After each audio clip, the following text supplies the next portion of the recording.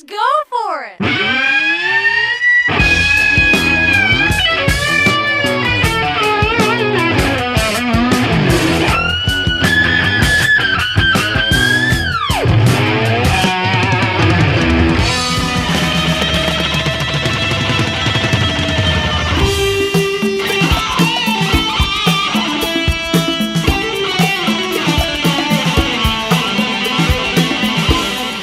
Hey everybody, welcome to The Dark Stuff. It's me, your buddy Dave. I'm the host here, and I just am trying to find a couple of minutes where I can make a video. It's gotten to a point recently, because I'm in my busy season for work. It's summertime is here, so it's like I'm working like 7 days a week, and oftentimes when I do get some time off, you know, and I'm not working, it's like all I want to do is just sit and do nothing, because I'm just so tired of interacting with people and being on the computer and doing all of this stuff. So that's why my videos are going to maybe be a little bit more sporadic for a little bit, because I'm just trying to kind of work out timing wise. I'm also having a struggle trying to keep up with my radio show. I mean, look, this is just today's mail for radio, okay? And that's not even including ones that come just digitally that I download. So it's a little crazy to keep up, and I'm actually really struggling with it at this point.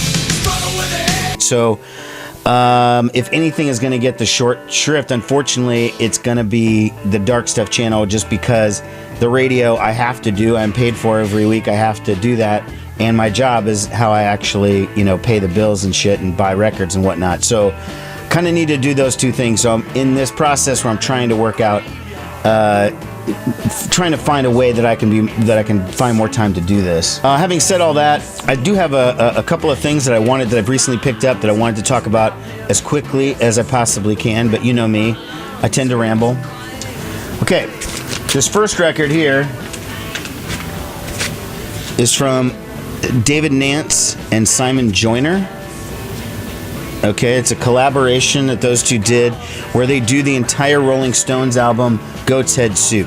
It's their 1973 album, has the singles Do Do Do Do Do, Heartbreaker, I think it has Star Star, Starfucker, and a couple other known songs.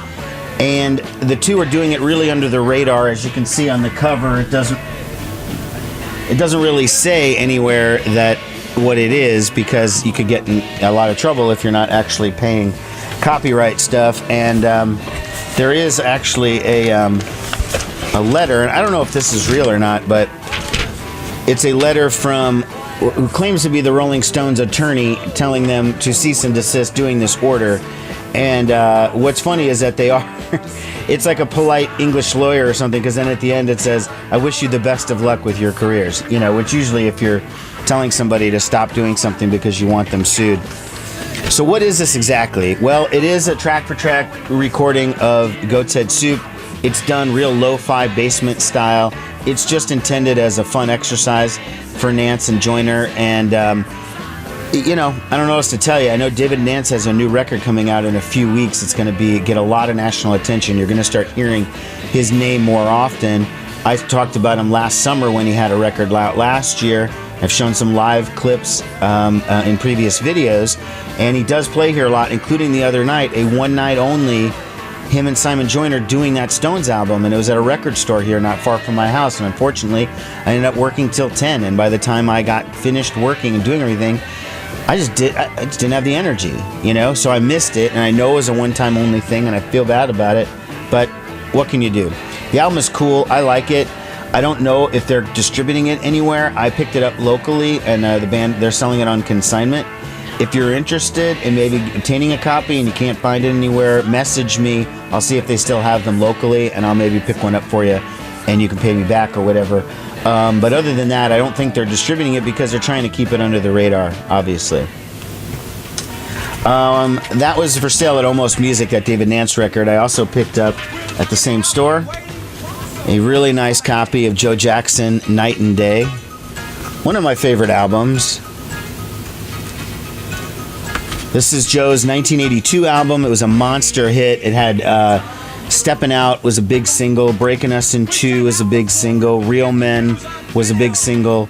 That was when Joe Jackson still did videos and was all over MTV. Then, of course, 2 years later, he made the incredibly stupid decision that he was going to forgo music videos. He was going to take a stand, against the whole concept of music videos. And his career nosedived after that until he eventually came around in the 90s and decided, okay, maybe I will make some videos. But by that point, he was considered old at that point and sort of more of a retro act. But anyways, this album is amazing. I've had it ever since 1982 when it came out in one form or another. I think it was a cassette.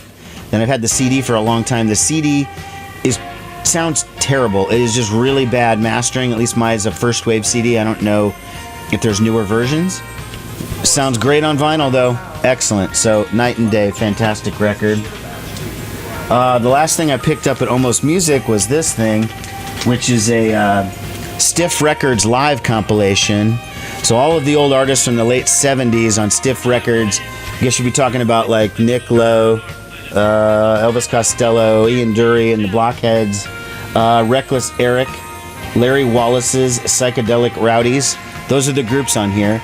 Now, I don't collect most of these guys, but I do collect Elvis Costello and the Attractions, and these are live recordings of I Just Don't Know What to Do With Myself and Miracle Man. And to my knowledge, those tracks have not been used on any other recording, and maybe that's the same thing with Nick Lowe, with Reckless Eric, and with the other artists featured. I just don't know enough about them to know, and it doesn't exactly say, but it is on Stiff Records and then distributed by Arista. Okay, I was at Half Price Books, killing time between appointments, as I always do, which is really bad if I'm over in that part of town and I'm in between appointments. I always find a way to make it over to Half Price Books. So they had a couple of these, I've talked about them before. There's a couple of labels like Wax Time and some others that are European labels that issue really old jazz, blues, and R&B stuff from the 50s, because in Europe they have a different interpretation of copyright law, and so in the States we basically say it's the life of the artist or the person who wrote it plus 50 years. Okay, so the family members get to claim it for like another 50 years posthumously. And Europe doesn't interpret it that way. I don't know exactly what the law is, but it's a whole lot less than 50 years. So there's a lot of old jazz records from Miles Davis, John Coltrane, etc., all the greats, plus all the old blues and early rock and roll artists that they're putting out on vinyl, and they can sell pretty cheap because they're not paying the artist. They consider it public domain over there. So whatever. I'm not a lawyer. I'm not getting in the middle of it. But basically, I've been buying these records for like $13.99. Well, they just got cut out to $6.99. So I got this first Bo Diddley album, the first album, his debut, on 180 gram vinyl, brand new, $6.99. And this album's like a greatest hits collection, honestly. I mean, these are songs, everybody knows these fucking songs. They're considered standards at this point. So Bo Diddley, I'm a Man, Before You Accuse Me. Before you accuse me, take a look at yourself. Before you accuse me, take a look at yourself. Hey Bo Diddley, Say Boss Man. I mean, all of these, Who Do You Love? All of these, it's like this is an album full of standards, even though this was just his first album. Fucking great. The one negative about these collections is you have no idea about the source material. So it's 180 gram vinyl and it's cheap and you're like, oh great, but they could just be copying the material off a CD. So I honestly, I'm not endorsing these except for the fact that it was $6.99 for brand new. Can't beat that. Also, I did this one from a series, label called Vinyl Lovers, released in 2016. Let's Play Fats Domino. Another Fats Domino record. This was also $6.99, still sealed, brand new. Again, no idea about the source material. This is a little mellower collection. You left me all by myself. Oh, and I feel so bad. Originally released, the album Let's Play was originally released on the Imperial label in 1959. Okay, this is a 2016 version. Okay, and this one was not new, but I bought it anyways. It looked funny. Elvis sings hits from his movies, and this is, I believe, Volume 1. Now, I misread this. I actually thought it said Elvis sings hits from the movies, and I thought it was going to be just a collection of Elvis doing stuff like, soundtrack songs from the 60s or something, not his own movies specifically. But it's songs from his own movies, from these ones here, these 4. And I gotta say, this is a pretty undignified period for Elvis Presley. America was found 'cause he had confidence, a little thing called confidence. There's no job too immense when you've got confidence. He was so great in the 50s, and then when he went to the Army, and then he came back, and Colonel Tom, his manager, really wanted Elvis to become a movie star because he thought that was so much more sustainable a career than being a rock star. Maybe that's true or whatever, but the fact is, from about 61 till the 68 comeback, when Elvis did his 68 comeback special, he put out a lot of crap, okay? There's some of that on here, but there's also some good songs. Guitar Man is good. Long-Legged Girl with the Short Dress On is good, and some others. But as far as Elvis's movies, It Happened at the World Fair, Clam Bake, Double Trouble, Frankie and Johnny, I haven't seen any of these. This is not the period of Elvis that I really like, but I did get this for $3.99, and it sounds great. The vinyl is in great shape, so I'm not really complaining. And then I just have a couple of CDs that I want to show off that I've been playing on my radio show. The new Thurston Moore CD, Rock and Roll Consciousness. It's on the Fiction label, which is the Cure's label, and it's distributed in the States via Caroline. The Thurston Moore Band this time around features Steve Shelley, the Sonic Youth drummer. Thurston Moore, of course, on guitars and vocals. A guy named James Sedwards on guitar. I don't know anything about him. And then Deb Googe, hope I pronounced that right, who is the bass player singer with My Bloody Valentine. So, a little different take on it.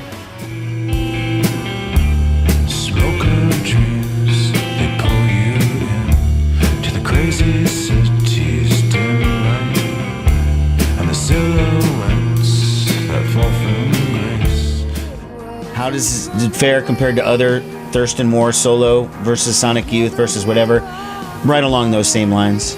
Okay, you're not going to notice much of a difference. It's cool that Deb Googe is in the band, but maybe I got to listen to it more to really notice what her specific contribution is. It just sounds like another Thurston Moore solo record. Not a knock at all. I love Thurston Moore, so I still really dig it. This is the new album called Life After Youth from Land of Talk. This is a Canadian band that records for the Saddle Creek label. And this band is right up my alley. They are 90s inspired indie rock with a female voice. I've been meaning to forget you, and God knows just what that means. Even so, I try to get through, even lonely in my dreams. And as you know, if you watch my videos, that is a huge thing for me. I love that shit. So these guys are perfect. They're right in that Belly, Throwing Muses, Liz Phair, Breeders, all of those early to mid 90s, Betty Serveert, all of those early to mid 90s artists with a female singer. Land of Talk is right up there. Very great songs, catchy tunes, emotional and intense too, but not bogging you down with it. It's still an enjoyable listen. Okay, and then last, I'm gonna talk about this band, Power Bottom. This is a CD called Pageant, which I guess this is now a collector's item. Okay, I don't know if you heard the story of this band, but basically, right as this album was about to be released on Polyvinyl Records, the band Power Bottom, known as a queer punk rock band, had this big tour book lined up, and this album had a ton of buzz and everything, and some sexual assault allegations came to light about one of the members in the band. And not against a man, it was against a woman. A woman claimed that she was sexually assaulted by this guy from the band, and the claims must have been pretty credible because, the band put up this sort of half-assed, hey, we're really sorry if anyone was offended or blah, blah, blah, kind of one of those non-apology apologies, and the whole thing just fucking snowballed. All of a sudden, members of the band and touring version didn't want to play with them anymore. Then other bands on the tour dropped off the tour. Then all of a sudden, the label said they were going to recall any copies of the album that had already come out. Now, I got a promo one for radio, so they're not recalling that, so I'm still holding mine. You like, and that was 8 hours go, and now everyone I know is either fast asleep or staring at their phone. I don't really care exactly what we do together. Then the label went ahead and dropped them. Before the album even came out, then their management dropped them, then their agent dropped them, then their whole tour was over, and now the band is just sitting there doing nothing. And it's, I'm not going to comment on whether the guy's career should have been destroyed over an allegation. I mean, it seems it's awfully credible if all of these people believed it, you know, because that's a pretty extreme action. That's the worst reaction I've ever, anyone's had this much damage to their career. So I can't comment on the veracity of the claims, just the shock and the speed in which this all happened. I've heard the CD a couple of times. I kind of like it. I mean, I feel badly now, but because I guess as being a good person, I'm supposed to shit all over them and say, well, fuck Power Bottom, they're a bunch of sexual assaulters. I don't know. I'm inclined to believe the victims who claim that they are assaulted, that they're telling the truth, so I have no reason to believe that the person who said she was assaulted by this guy in the band was not telling the truth. But again, the swiftness with it was pretty extreme. The album never even made it to stores, but I have a copy here, Power Bottom Pageant. If you do see this somewhere, I'd just grab it just for the fact that it was also pulled from iTunes, pulled from Spotify, pulled from all the stream. I mean, this album just was disappeared within a matter of days. Pretty crazy. All right, friends, that's pretty much all I got for you today. Thanks a lot for watching. I'll see you guys later. Bye-bye.